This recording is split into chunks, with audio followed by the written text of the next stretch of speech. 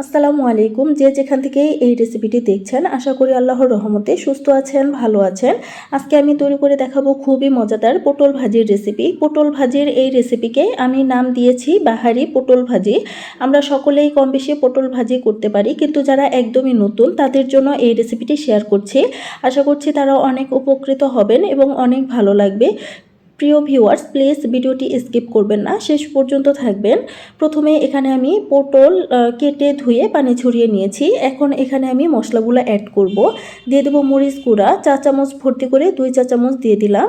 এখন আমি দিয়ে দেবো হাফ চা চামচ হলুদ গুঁড়া। এখন আমি দিয়ে দেবো স্বাদ মতো লবণ। মশলাগুলো মাখানোর আগে আমি দেখিয়ে দিচ্ছি পটলগুলো এখানে আমি কিভাবে কেটে নিয়েছি। পটলের সাইড থেকে চিকন চিকন করে ঘন করে কেটে নিয়েছি। আরেকটা আমি কেটে নিয়েছি মাঝখানে ফালি করে, সাইডে ঘন করে কেটে নিয়েছি। তবে এগুলো এমনভাবে কাটতে হবে যেন মাঝখানে ভেঙে না যায়। আশা করছি আপনারা একটু খেয়াল করলেই বুঝতে পারবেন কিভাবে কেটে নিয়েছি। এভাবে পটলগুলো কেটে নিলে দেখতে অনেক সুন্দর লাগে। আপনারা আপনাদের পছন্দ মতো কেটে নিতে পারেন। যেভাবেই কাটেন না কেন পটল ভাজি খেতে অনেক মজা হয়। এবার মশলার সাথে ভালোভাবে পটলগুলো মিশিয়ে নিতে হবে। এই জন্য হাত দিয়ে ভালো করে মিশিয়ে নেব যাতে মশলার সাথে পটল ভালোভাবে মিশে যায়। আমার পটলগুলো মাখানো হয়ে গেছে। হাতে যদি সময় থাকে তাহলে মশলা মাখানোর পর 5 থেকে 10 মিনিট রেখে দিতে পারেন, আবার সাথে সাথেও ফ্রাই করে নিতে পারেন। এবার চুলাটাকে অন করে ফ্রাই প্যান বসিয়ে দিলাম। প্যান গরম হলে পরিমাণ মতো রান্নার তেল দিয়ে গরম করে নেব।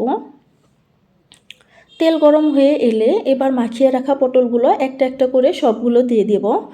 প্রিয় ভিউয়ার্স, আপনারা যারা নতুন বন্ধু আছেন ভিডিওটি যেখান থেকেই দেখেন, রেসিপি ভালো লাগলে প্লিজ ইউটিউব থেকে দেখলে চ্যানেলটা সাবস্ক্রাইব করে দিবেন, আর ফেসবুক থেকে দেখলে পেজটাকে ফলো করে দিবেন।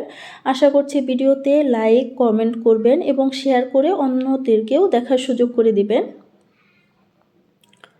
আমার সবগুলো পটল দেওয়া হয়ে গেছে। কয়েক মিনিট পর এগুলোকে আমি এখন উল্টিয়ে দিব। প্রিয় ভিউয়ার্স, আবারও রিকোয়েস্ট করব আমার এই ভিডিওতে একটা লাইক দিয়ে দিবেন এবং শেষ পর্যন্ত থাকবেন। প্লিজ এই ভিডিওটি স্কিপ করবেন না। আমার সবগুলো পটল উল্টিয়ে নেওয়া হয়ে গেছে। এই পর্যায়ে কিন্তু চুলার আঁচ মিডিয়ামে রেখে দিতে হবে। মিডিয়ামে রেখে এগুলোকে উল্টিয়ে পাল্টিয়ে লালচে করে ভেজে নিতে হবে। তবে ঢাকনা দিয়ে ভেজে নেওয়ার কোনো প্রয়োজন নেই।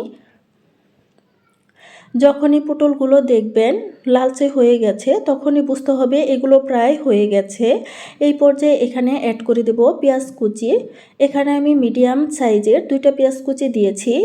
এই পর্যায়ে কিন্তু আপনারা কাঁচামরিচও অ্যাড করতে পারেন, তবে আমি এটা স্কিপ করেছি যেহেতু ঝালের পরিমাণ বেশি হয়ে যাবে আর আমার বাচ্চারা খেতে পারবে না।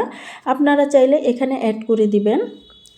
এখন আমি 3-4 মিনিট ভেজে নিব যাতে পেঁয়াজগুলো গোল্ডেন ব্রাউন হয়ে যায়। এটাকে আলতো হাতে এখন নেড়ে চেড়ে দিতে হবে, তা না হলে পটল ভাজিগুলো ভেঙে যেতে পারে।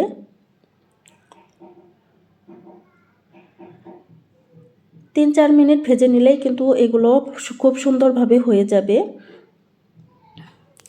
3-4 মিনিট পর আমার পেঁয়াজগুলো গোল্ডেন করে ভেজে নেওয়া হয়ে গেছে। দেখতেই পাচ্ছেন আমার পটল ভাজি হয়ে গেছে। এখন আমি পরিবেশন করে দেখাচ্ছি এই পটল ভাজিগুলো কতটা আকর্ষণীয় ও কতটা লোভনীয় হয়েছে দেখেই হয়তো বুঝতে পারছেন। এইভাবে পটল ভাজি করবেন আর গরম ভাতের সাথে পরিবেশন করে দিবেন। পরিবারের সকলেই খুব পছন্দ করবে আর খুব মজা করে খাবে।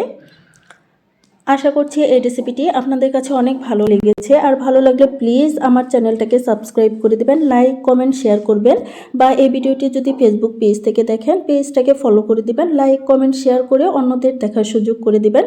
আজকের মতো এই পর্যন্তই, আবার হাজির হয়ে যাব নতুন রেসিপি নিয়ে। আল্লাহ হাফেজ।